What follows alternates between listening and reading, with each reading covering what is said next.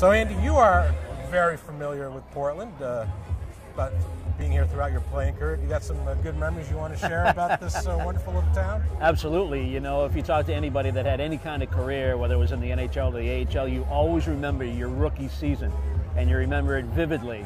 And that's certainly the case with me. I had the great pleasure of playing for Tom McVie, our head coach, and for a guy like me that was coming out of UNH where you played 30 to 35 games total in a season, I was now playing against men over 100 games, counting playoffs and preseason games, and it was just a total awakening for me. And Tommy really taught me what it meant to be a professional hockey player, along with guys that made their homes here in this community, guys like Wayne Schaub and Dennis Patterson, and Frankie Bathe and Paul Evans, and John Paddock was here for quite a while, and those are the guys that taught me as a rookie what it meant to be a pro athlete. And of course, we had 10 rookies.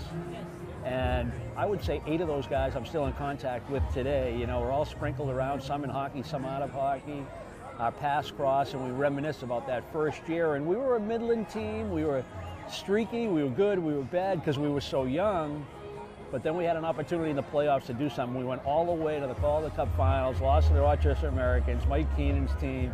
But what a great experience. And the downtime that we had, that we spent downtown Portland, was fabulous. A lot has changed. You know, I don't get to Portland very often anymore, but I love coming back. I love the city. I love the people. We had great boosters. So yeah, really fond memories of the guys I played with, the coach I played for, the management team, just the city itself. It was spectacular. And it has a new team coming to town, a new ECHL team. Right. There's a lot of the old timers are thinking it should be named Mariners after the original team. Yeah. A lot of the younger crowd wants like a, sort of a cuddly thing like Puffins or Wild Blueberries. Where do you fall on that raging controversy? Well, I'd be partial to the Mariners, obviously. You know, I was familiar with the Mariners before I became a Mariner. I went to UNH right down the street. Gordy Clark was the connection for me with the UNH connection, so I paid attention to the Mariners. When I got drafted by the Flyers, I paid more attention to the Mariners. So I would be partial to that. I was also part of that Moncton Hawks team that lost to the Portland Pirates in the Calder Cup Finals. So if they went with Pirates, well, I guess I couldn't argue with that either.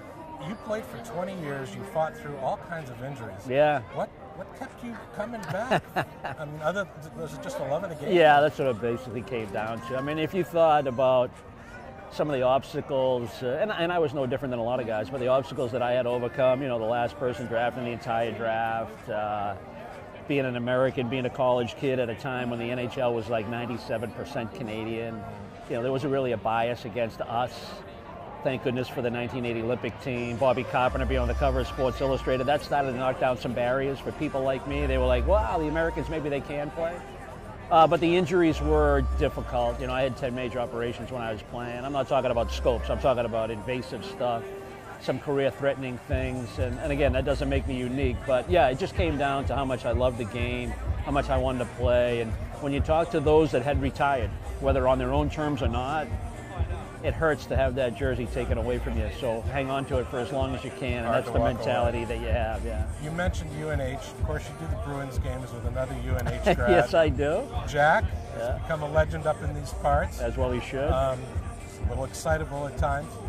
Do you sit back sometimes and say, uh-oh, where's Jack going here? Yeah, it's funny. A lot of my circle of friends, when they watch game, they get a kick out of it. Usually when there's a little silence from me, that's usually like I am so in disagreement with what you just said, Jack. And I'll get back to why I disagree with it later because it's such a fast-paced game. But I love working with Jack. First of all, he's quality people, number one. He's a true professional, and he has tremendous passion for the game, the sport, the Bruins. It's his dream job, and I'll work with anybody in any walk of life if they have that kind of passion. He's got thick skin. When you do this job, you're going to get criticized from time to time. You can be really good at what you do, but you just get criticized. That's the way it is. And Jack handles that as if it's nothing. And I love working with him. And I think if people have a chance to meet him, please say hello to him because he welcomes the conversation. And he's actually going to have the back end of this Fan Fest tour, he's going to get the last 3 or 4 cities. I'm doing the first 3. I would like to have done it with him together, but just the way things operate.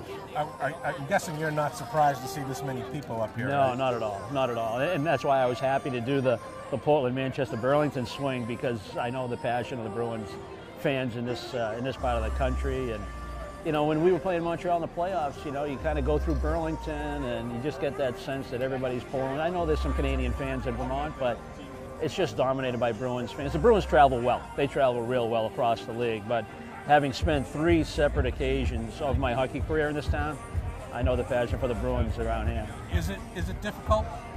Well, we saw this with Dennis Eckersley.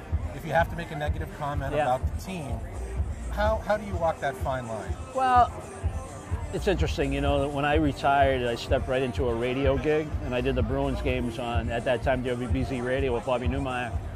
And they ended up being the worst team in the league that year, you know, which allowed them to get Joe Thornton in the draft that summer. Some say it might have been orchestrated. but I learned right away how to criticize with a spoonful of sugar. Radio's a little different because it's not a visual medium. Then I went to television, and people can see, and they can see the mistakes and the errors in judgment. And it's your job to explain why it happened and what his options were. But hockey players in general, as a culture, are very thick-skinned, you know, and they know I played. They know I played a long time, and I experienced just about everything there is in this game, probably with the exception of being a superstar player. So I know of what I speak, and I think they can appreciate that. And if you have the trust and the understanding of the players that you know what you're doing, they fully accept what's going on. Not like those soft baseball players. Well, I wouldn't go that far. I can't imagine what it's like to play 162. I mean, obviously it's not as physical a game as what we play, but 162 is a grind, man. That is a grind. And anybody in professional sports, the commitment and the sacrifice, I don't criticize anybody. Last question. You have a new show out. Your other passion is golf. Yeah. Tell us a little bit about Well, that. Messon has a new show. I wouldn't say I have a new show out. I'm just an employee.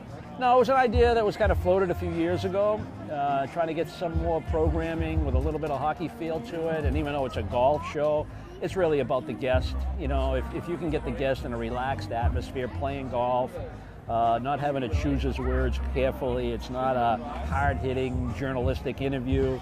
We're just talking about some things and trying to give the viewer, through a fun event, a little bit more insight into that guests that we have and what their life's all about, what makes them tick, what they like, what they don't like. Things you wouldn't get normally throughout the course of their whatever it is that they do, whether they're actor, entertainer, hockey, football, baseball, whatever it might be. So yeah, we're kind of still figuring it out. You know, it's a first season. I think it's been a lot of fun. It's a great idea to play golf and do an interview at the same time. I personally would love a foursome, and maybe we'll get there eventually, because then I think the back and forth would be Carl Yastrzemski. Everybody that's seen it, as far as the guest side is concerned and the golf course side, are very interested in a second season and having an opportunity to be involved. So yeah, we're flying by the seat of our pants a little bit, but it's working out pretty good. Thank you. I'll let you get back to all these guys. Nice. Appreciate it. Yeah, same here.